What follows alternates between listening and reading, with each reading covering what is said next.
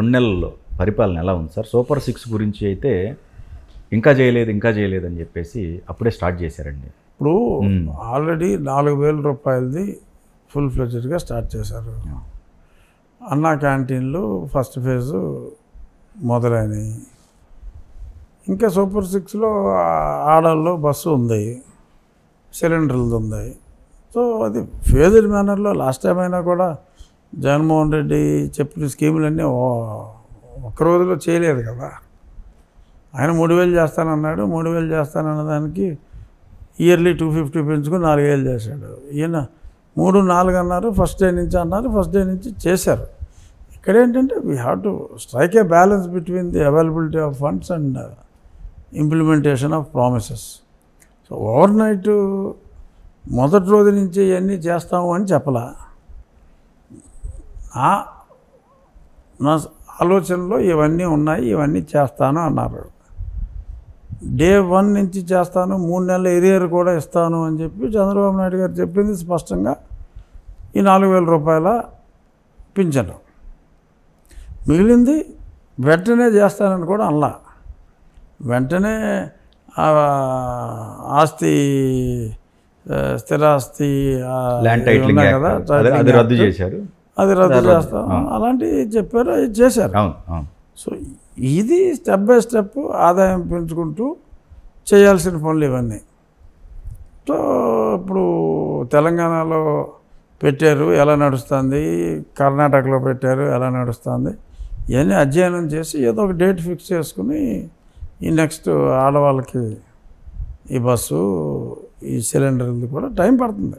Okay okay. ఇప్పుడు అది తీసుకు అసలు అప్పు ఎంత ఉందో కూడా అసెంబ్లీలోనే అప్పు ఎంత ఉందో అర్థం కావట్లేదని చెప్పారు.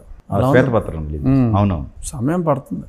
ఇప్పుడు ఆయన జగన్మోహన్ రెడ్డి ఎప్పుడు ఇచ్చాడు? 50,000 రూపాయలని 1,00,000 రూపాయలు చేస్తాను, పెళ్లి చేసుకుంటా అన్నాడు. అంటే ఆయన ఎప్పుడు ఇచ్చాడు?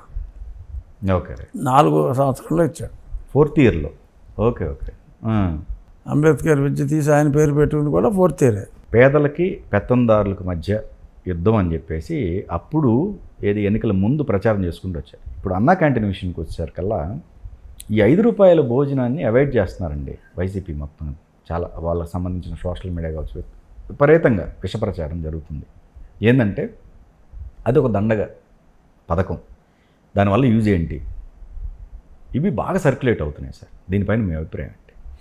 నేనైతే అన్నా క్యాంటీన్ని పూర్తిగా స్ట్రాంగ్గా సపోర్ట్ చేస్తున్నా.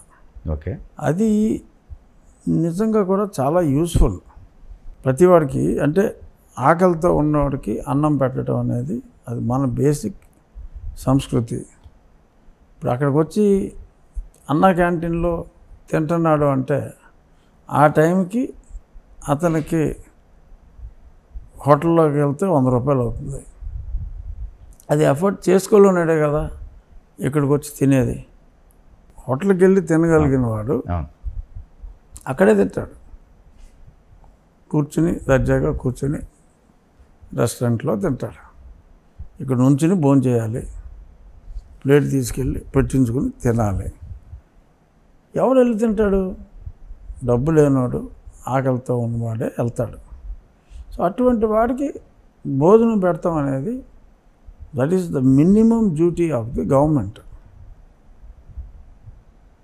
ఎంతమంది అంటే ఇప్పుడు ఒక 300 సెంటర్లు అయినా కూడా రేపు అల్టిమేట్గా రాష్ట్రం మొత్తం మీద 300 సెంటర్లు అయితే 1000 మీల్స్ అంటే పొద్దున్న సాయంత్రం కూడా 500 మందికి, కొన్ని చోట్ల 300 అనుకుంటా, ఎక్కువగా 500 అనుకున్నా కూడా 1000 మంది.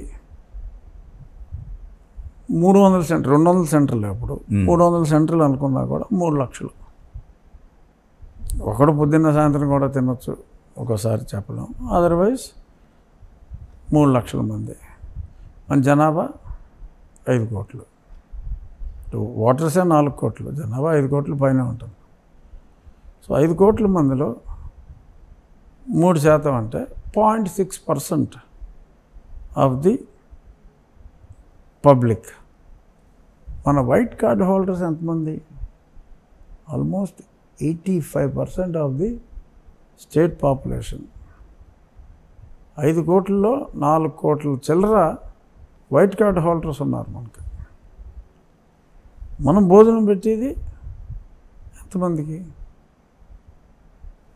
0.6 or 0.7% ఆఫ్ ద పాపులేషన్కి మనం భోజనం పెడుతున్నాం. ఆర్థిక భారం అయినప్పటికి కూడా అంతేనా? యాక్చువల్గా చెప్పాలి అంటే ఇది ఒక మంచి కార్యక్రమం. Compare to many schemes least ఆర్థిక భారం. అంతే కదా సార్. దీనికి ఫుడ్కి చాలు అంటారు ఏ మనిషి అయినా సరే. మిగతా ఏ స్కీమ్స్కి చాలు అనేది రాదు. దానికి మనిషికి తృప్తి ఉండదు కదా. 3 లక్షల మందికి అంటే పొద్దున్న సాయంత్రం కలిపి టిఫిన్ కూడా ఉంది కదా సార్. 3 కలిపి అదే. టిఫిన్కి కాస్ట్ కూడా ఎక్కువ అవ్వదు. ఇక్కడ 100 రూపాయలు 90 రూపాయలు పర్ హెడ్ ఖర్చు పెడుతున్నారు. 10 రూపాయలు కలెక్ట్ చేస్తున్నారు. సో 80 రూపాయలు పర్ హెడ్ ఖర్చు పెడుతున్నారు. 2 కోట్ల చిల్లర అవుతుంది ఈజీగా. అంతే కదా.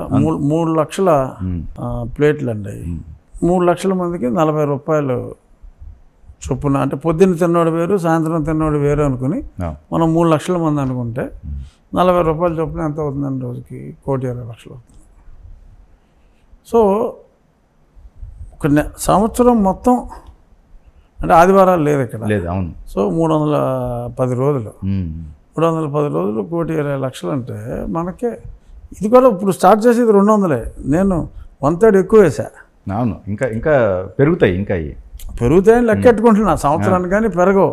అయినా లెక్కెట్టుకున్నా కూడా మనం హార్డ్లీ 350 కోట్లు ఖర్చు పెడతామండి మొత్తానికి. ఓకే. సంవత్సరానికి. ఇందాక మనం మాట్లాడుకున్న దాంట్లో జగన్మోహన్ రెడ్డి పెరిఫెరల్ పనికిరాని సలహాదారులకి అతను కొంపకే ఖర్చు పెట్టినంత అమౌంట్ కూడా అవదు ఇక్కడ. ఓకే. యాక్చువల్గా వెరీ ఎఫెక్టివ్. నాకు భోజనానికి ఇబ్బంది లేదు అనే ఒక మనోధైర్యం ఒక పేదవాడికి ఇస్తూ ఇంత లీస్ట్ కాస్ట్లో జరిగే మంచి కార్యక్రమం ఇంకొకటి లేదు.